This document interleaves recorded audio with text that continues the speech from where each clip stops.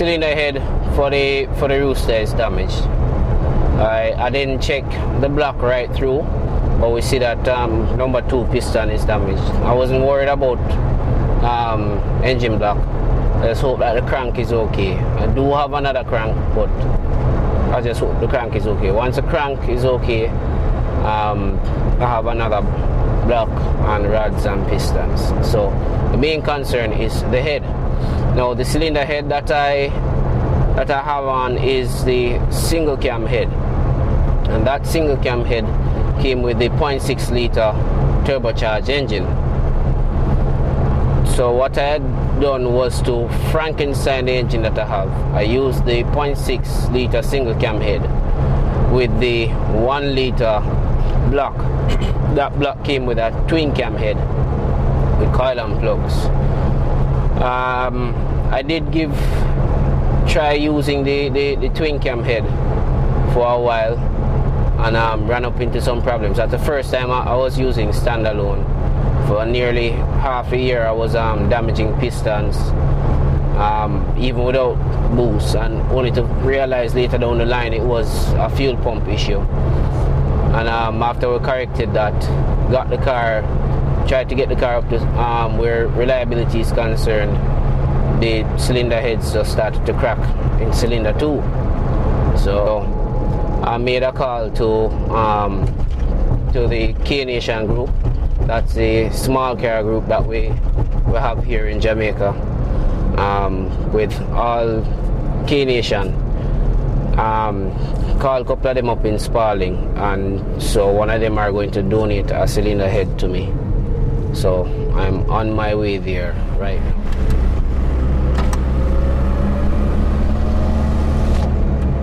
Alright, we're up by the Spalding garage right now. Ezra, wait, Rambo, Cheese, yeah, him donate the head for me. As you can see, one heap of diet today about the place here. Yeah man, Spalding, K Nation.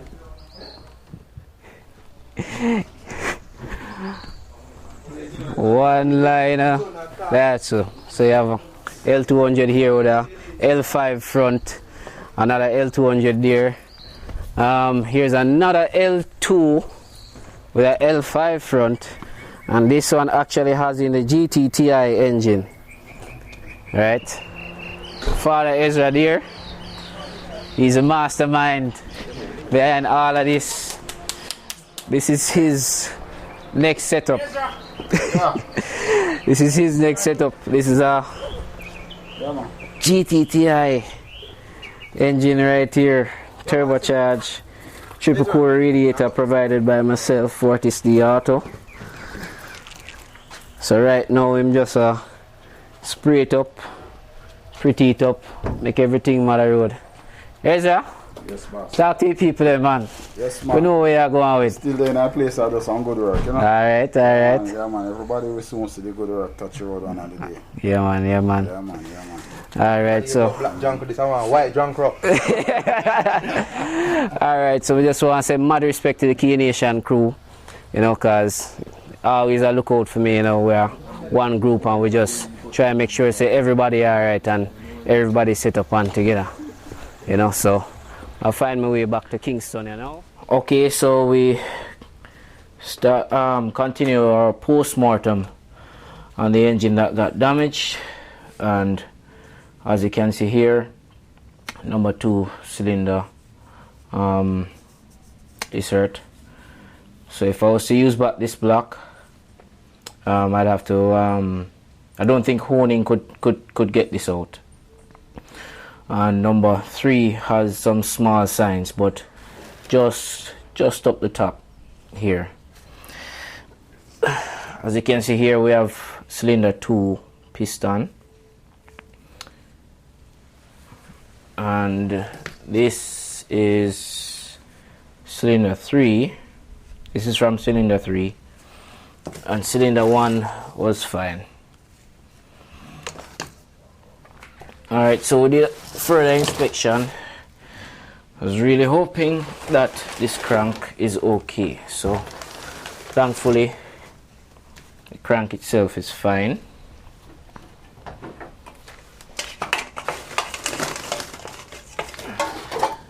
Thanks to my dad for taking time out to pull up the lower half of the engine for me, because I didn't have the time to come over to the garage and do it.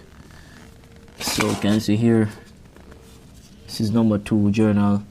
So when you have detonation, the shock that that can take place on in that cylinder can hurt the bearings, but that usually happens over time, and then you might end up spinning bearings. But journal conditions look good, and even the bearing conditions look good. But as you can see here, this is number 2 connecting rod, so they're not looking too bad. So right here we have some 73mm pistons from the 2E. So this engine block was bored, and some 73mm pistons put in. I initially did this because I couldn't get rings for the original 72mm pistons at the time. So I went ahead, found that the Malaysians usually try these pistons, which I had to machine the head of the piston and give it a light polish, and it was in. But I have a standard block here. Here I have a standard block. This is a 72mm, so nothing is touched on this block. You can see the pistons. These are 72mm pistons. So I'll be using these and be going with the twin cam head setup. So I'll no longer have a single cam, but dual overhead cam. I'll show you that head when I get it back. I carried it off to the dropped it off at the machine shop to have it checked, as it was from a scrapped engine which had bearing damage. This block I've had put down for some time. I had it honed and just greased and put down, so I'm going to wash it out and ensure everything is good, and use back the crank from that other block inside this and hope for the best.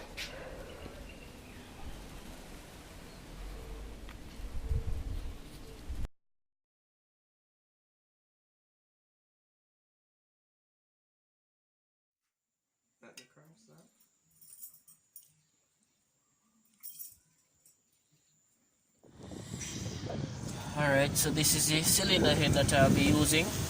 I just had it pressure tested at the machine shop, and the surface skimmed.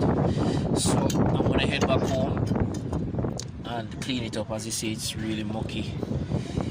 So I'm gonna head back home and spend some time on it and clean it up.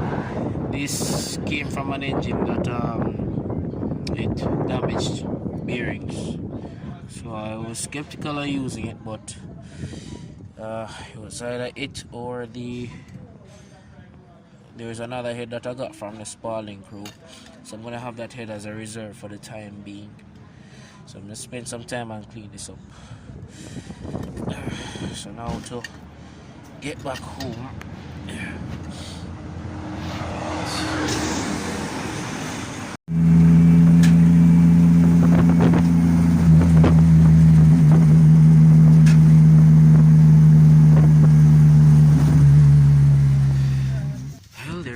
A little hope here. This is just from spraying on the degreaser.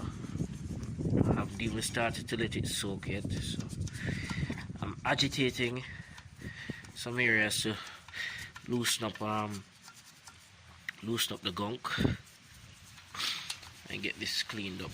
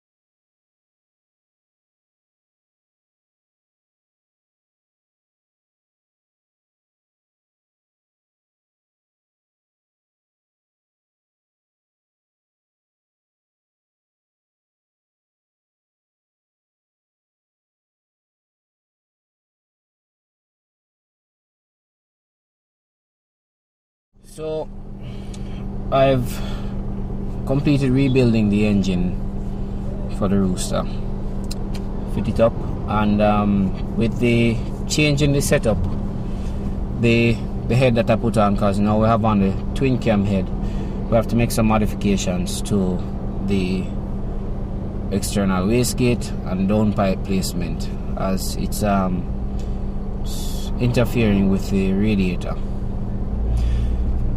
On starting up the car, I give the car a little start up and check through for any oil leaks.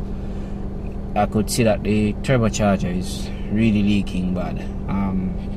You can actually see the oil coming out to the exhaust. So I decided that okay, I'm going to really try and push and try to get a decent turbo up and running. Now, earlier in the year, you would have heard me mention me having turbocharger problems, and that, you know, a friend of mine gave me one. That's the one I was running, and I really like the power that the car, not the power, how the car drove with that turbo, because we didn't go back and retune. We don't know what power the car was pushing out. All we know is that the car was just driving the way how I'd like it to drive. Nice slow down, nice mid range. So today I am going to link up with Roger Biles at Jamaica Turbo and try to have him repair my turbo. So we are here at Jamaica Turbo with Roger Biles here. Roger is taking a look at all these old turbochargers that I have here and telling me what sense you can make out of any one of them. Roger, just give us an overview of some of the services that you do here at your shop. Well, we're a premium turbocharger repair and supplier. We also supply and install industrial generators. So, and we are mainly focused on a lot of diesel engines, diesel repair. So we work on from the very small diesel up to the large heavy equipment, massive 8-cylinder diesel engines that you find on continuous running generators or ships, boats, tugboats and stuff. So we work on a wide range of turbochargers and diesel engines. Market will still work on gasoline as well, and we do our racing, and we help customers also with our racing products. So that's what we need to do here. Alright, that's good. So alright, so you have a match up something right there for me? Yes. So just let me know what can be done so we can get this car back on the road. Most definitely. Alright, Roger. Thanks very much. Alright, Dennis. Yeah man, no problem man. Alright, cool.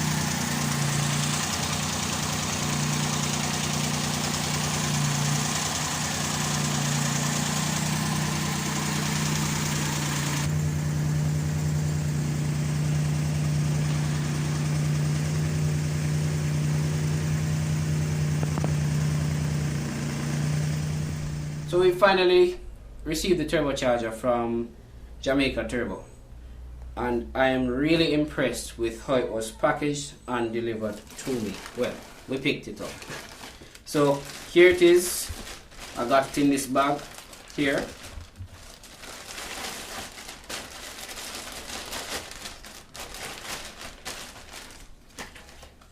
And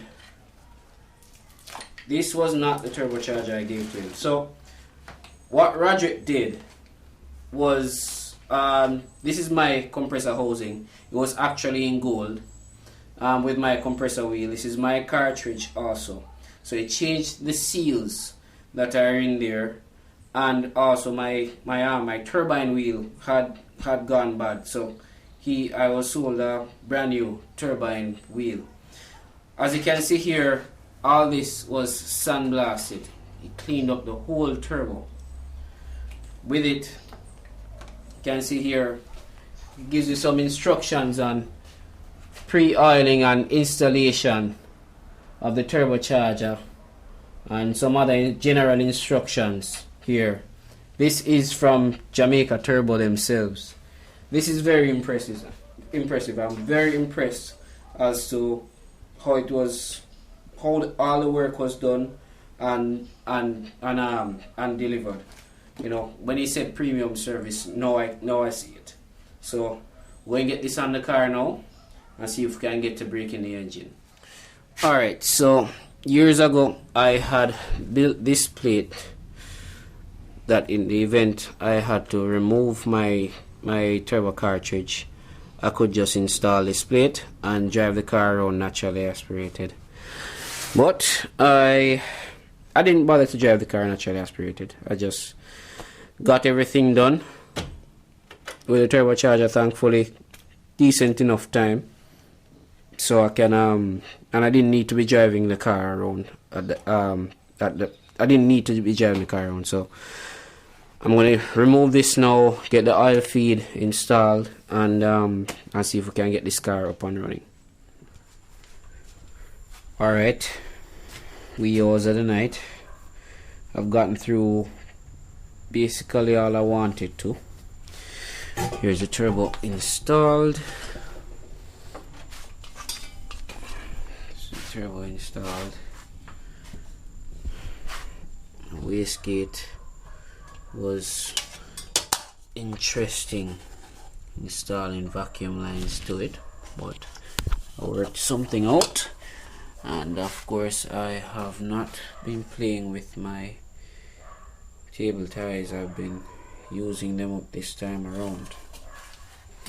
Now, something I didn't know, I didn't say earlier in the video is mention some of the changes that I've had to make. I've had to do relocation of the, well, it's minor stuff. I had to relocate this for the clutch, the reservoir for the clutch. On installing this fuel rail here, had to get some fittings to put on this fuel pressure regulator. This wasn't how I had it before. I have another rail that has a regulator that fits just about here. It was a stock regulator, but I like having the pressure gauge, and in the event that I have a higher pressure pump, higher flowing pump, sorry, I'll be able to do some tuning with the adjustable fuel pressure regulator. So I wanted to retain that. Alright, the intake manifold we have here, this is not the stock intake manifold. This is in fact the stock intake manifold. As you look on the two of them, they are pretty similar. This is one from 5E. So all we've done is cut one of the runners off, and it was an easy lineup with the flange. We didn't have to bend anything or anything, just line it up and weld it. This was inspired by Ezra himself from Spalding.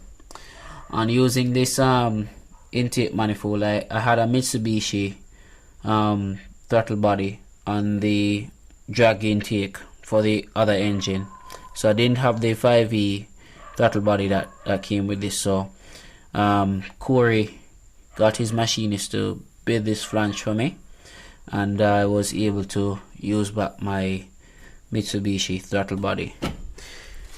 So we just about finish. I just have the boost controller to wire up. Everything else is good to go. One other thing I'm going to do, this is a factory heat shield that came for this engine. Of course, that's not the manifold, the exhaust manifold that came with it. But if you look here, you can see that the downpipe is pretty close to the radiator, and with your exhaust system you want to you want to shield that radiant heat from your engine. So what I'm going to do with this is actually cut it just about fits here. So I just need to cut off right here, and we're going to just get some nuts tacked into place to secure it to these areas. I do have something else that I'll be using for the exhaust manifold. Pretty simple, but yeah, that's an idea I can share with you in terms of retaining stock heat shields, to use them back on your setup to keep the radiant heat from out of the engine. So we're just about closing off for tonight. Hope I can start driving this car now and put some miles on it. We have about less than 2 weeks to race day, so I have less than 2 weeks to break in the engine and tune the car. So just hoping for the best.